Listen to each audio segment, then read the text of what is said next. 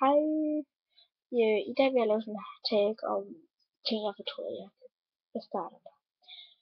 Den første ting, det er den her Rexona, der er fra Matas, og jeg synes, den er rigtig, rigtig dårlig. Men fordi det tager rigtig lang tid for den tørre, og den hedder Shower Fresh. Men den dufter altså rigtig, rigtig godt. Men det var den her. Den anden ting, jeg fortryder, det er sådan en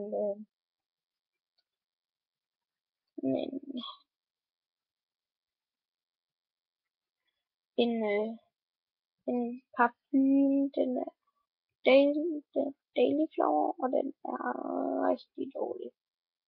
Og den stikker rigtig forfærdeligt. Nå.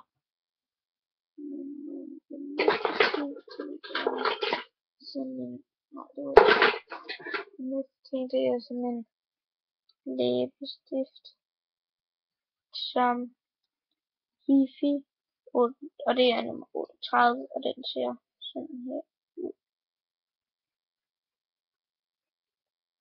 Rigtig dårlig. Nå. Og den næste ting, det er sådan noget glimmer. Sådan noget, hvor man kan dyppe. Så skal man putte nejlok eller lim på fingeren, og så skal man dyppe ned i, og den er bare rigtig dårlig. Der er lige så rød og grønt, og det er simpelthen sådan. Men tak fordi I så med, og jeg håber I nød videoen. Og husk at subscribe til deroppe, og bare tag og like og alt muligt. Vi ses.